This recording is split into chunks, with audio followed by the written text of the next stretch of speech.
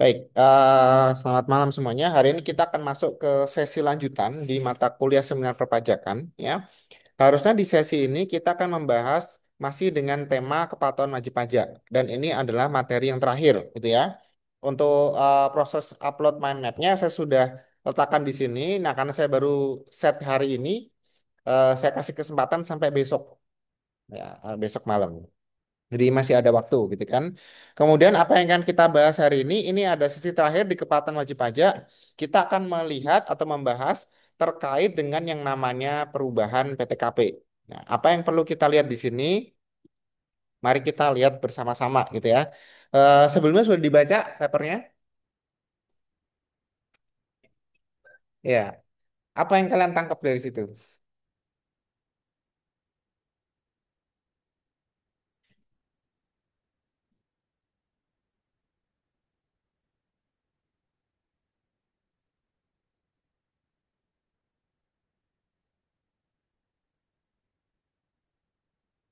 Apa yang kalian tangkap di situ?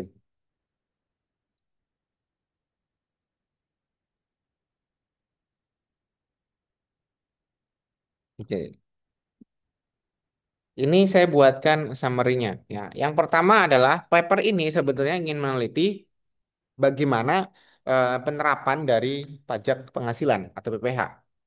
Subjeknya dia ada PPh satu, ada PPh lima, PPh sembilan, kemudian PPN value tax ya, PPN, kemudian ada PPNBM atau luxury sales tax ya, pajak atas penjualan barang mewah ya. Jadi kategorinya beda-beda. Kemudian kenapa dia menggunakan perbandingan di sini? Karena melihat adanya adjustment atau perubahan di dalam penentuan yang namanya PTKP atau non taxable income. Bahasa Inggrisnya PTKP kan non taxable income ya. Kenapa PTKP berubah? Ya kita akan lihat nanti ada sejarahnya gitu ya. Nah, apa yang diteliti oleh si peneliti di sini ya Lasmana, itu adalah dia melihat bagaimana sebaran kepatuhan wajib pajak lagi-lagi di wilayah Jawa Timur ya.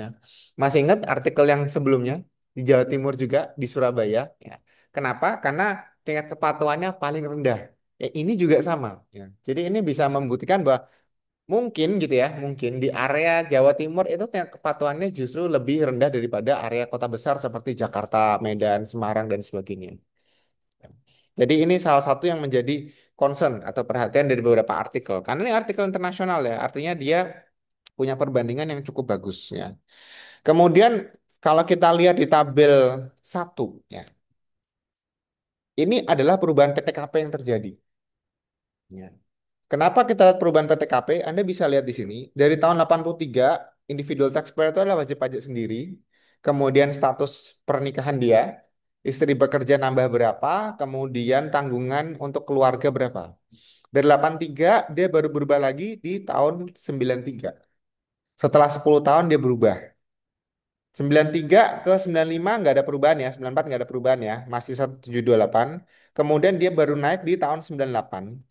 98 dia naik di tahun 2000 dia nggak berubah. Baru berubah lagi di 2004. Kemudian 2005 dia berubah lagi.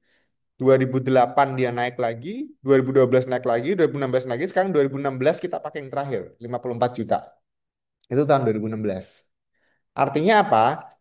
Idealnya memang PTKP itu ditinjau 2 tahun sekali, kalau menurut aturan. Tetapi sekalipun 2 tahun sekali ditinjau, ada juga yang sampai 10 tahun juga nggak ganti kan. Nah ini menunjukkan bahwa PTKP itu tidak selalu berubah. Bahkan yang terakhir kita pakai sekarang itu per 2016. Udah hampir 10 tahun ya. Tahun depan udah 10 tahun nih, belum berubah juga gitu. Apakah mungkin akan ada kenaikan? Harusnya iya. Harusnya iya gitu. Kan nggak mungkin dalam 1 bulan kita cuma 4,5 juta. UMP-nya aja mungkin 5 jutaan kan, harusnya lebih daripada itu. Ini yang menjadi concern dari si peneliti. Apakah perubahan ini berdampak? Nanti kita akan lihat ya. Yang diteliti ada dua jenis, kuantitatif dan kualitatif. Nah, kuantitatif berarti dia akan minta data dari kantor pajak sepanjang 6 tahun pengamatan, 2009 sampai 2015. Ini adalah tahun yang cukup penting ya, karena tahun 2015 sampai 2020 itu adalah tahun pembinaan wajib pajak. Jadi sebelum 2015 itu masih ada kebebasan, kelonggaran. 2009 itu adalah tahun awal ketika DJP sudah melakukan ekstensifikasi yang paling tinggi. Jadi mentoknya emang di 2015 karena mulai tahun 2015 itu sudah banyak yang patuh. Sesuai dengan tema mereka adalah kepatuhan wajib pajak di situ. Sudah meningkatnya kelihatan karena ada settingan di situ. Nah, dari hasil ini kita bisa menemukan apa? Kita bisa lihat di sini di figur yang pertama atau gambar yang pertama, lihat ada KPP yang pendapatan pajaknya ya, perubahan pajak ini berdampak cukup signifikan ya. PPh 21-nya ada yang naiknya sangat tinggi.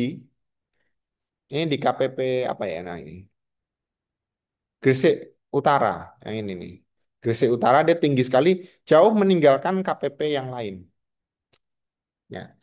Kalau seperti ini, berarti bisa kita cari informasi, jangan-jangan ya, sepanjang 2009 sampai 2015 itu di Gresik ada peningkatan jumlah industri, misalkan.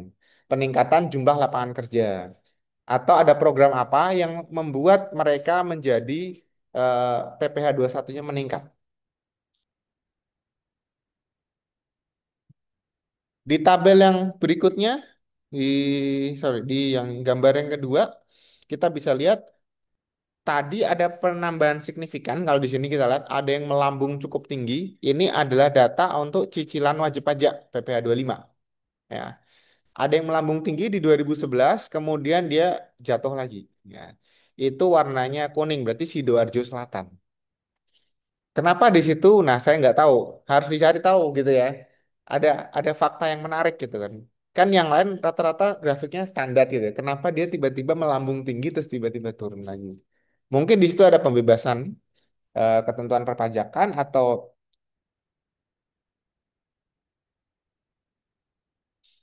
ada ketentuan yang lain kita nggak tahu. Kemudian yang di bawahnya adalah jumlah eh, yang namanya jumlah wajib pajak terdaftar, jumlah yang punya NPWP.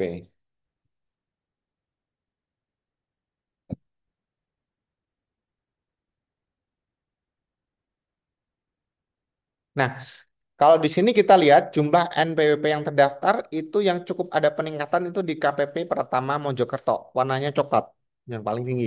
Ya, artinya apa? Jumlah tenaga kerjanya cukup bertambah banyak di Mojokerto. Tapi kalau kita lihat dari penambahan PPh satu paling tinggi bukan di Mojokerto tadi. Artinya apa? Di situ banyak tenaga kerja, tapi mungkin upahnya di bawah dari rata-rata.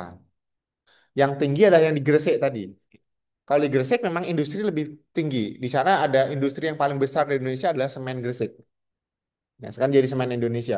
Dan itu masih yang nomor satu di Indonesia. Gitu. Jadi wajar ya kalau dia pada penghasilan PPh 21-nya paling tinggi di situ. Tapi yang lain-lain mungkin tidak ada yang cukup signifikan. Ya. Mungkin kalau sekarang sudah disusul di daerah Banyuwangi karena ada bandara dan sebagainya. Kalau tahun ini mungkin belum ada. Pada saat itu kan belum ada bandara sendiri. Nah, ini juga sama. Yang paling tinggi adalah di Mojokerto. Ini adalah kantor, ya, jumlah kantornya. Nah, jumlah kantor ini menunjukkan bahwa kalau makin banyak wajib pajak, maka makin banyak juga petugas pajak di sana. Cuma dari tadi kan kita nggak melihat bahwa ada pertambahan PPh yang signifikan dari si wajib pajak tersebut.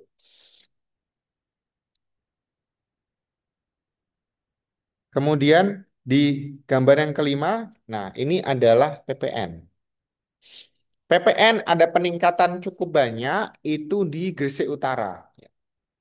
Karena PPN itu dikenakan atas barang dan jasa, sedangkan di situ ada industri, salah satunya industri semen gitu ya. Ada jasa dan barang yang mengalir di sana, pasti PPN-nya paling tinggi. Ini selaras dengan PPh satu.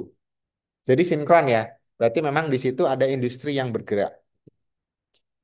Dan kalau kita lihat di tabel achievement di bawahnya, kan Anda bisa lihat targetnya dia sempat melewati 100% di tahun 2012. Ini targetnya 2012 112%. Kelihatan ya?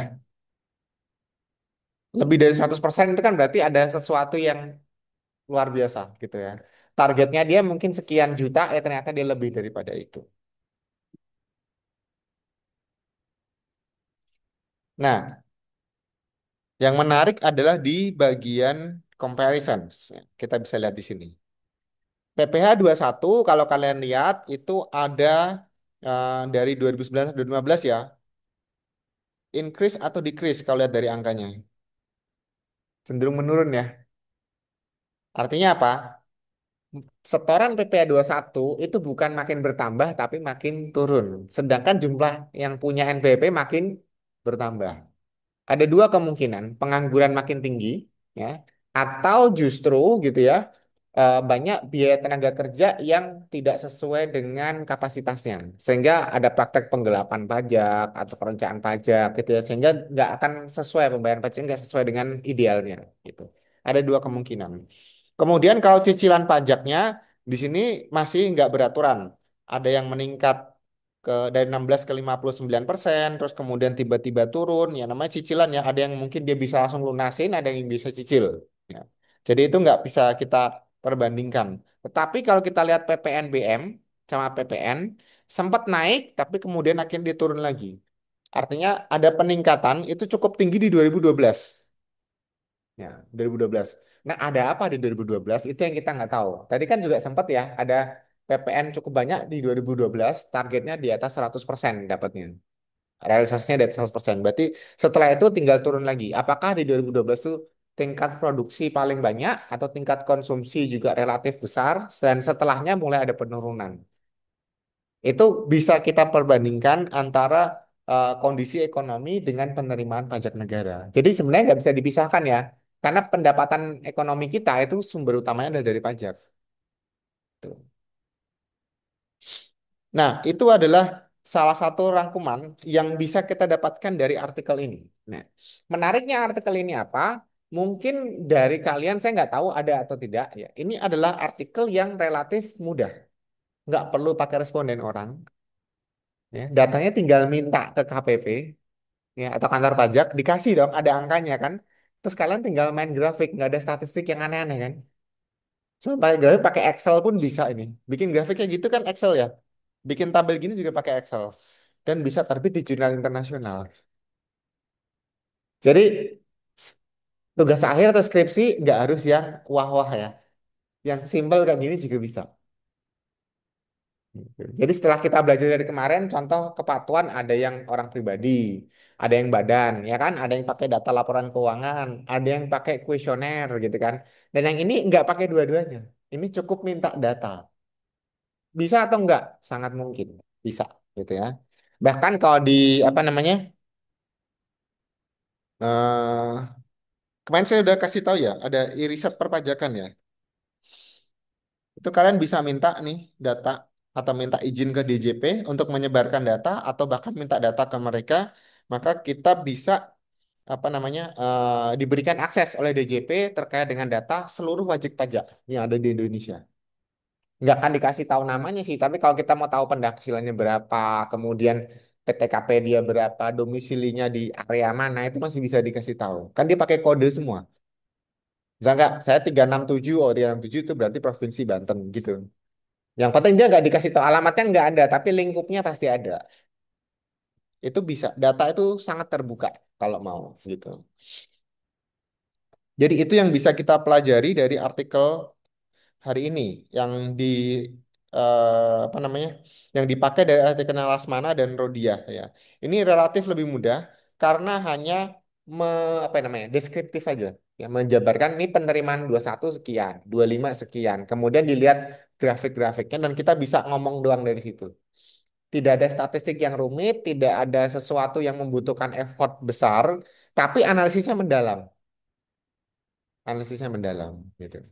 Cuman itu doang. Kalau kita bisa perhatikan dengan baik-baik, bahkan daftar pustakanya pun masih banyak yang cuman data doang. Misalkan kajian ekonomi. Jadi tidak harus jurnal. Ini undang-undang ya, isinya undang-undang semua. Ada karena ketentuan di sana, gitu. Sampai di sini ada yang mau ditanyakan nggak? Jadi ini perspektif baru. Kalau ada yang kesulitan, ada yang sudah ditolak artikelnya sama pembimbing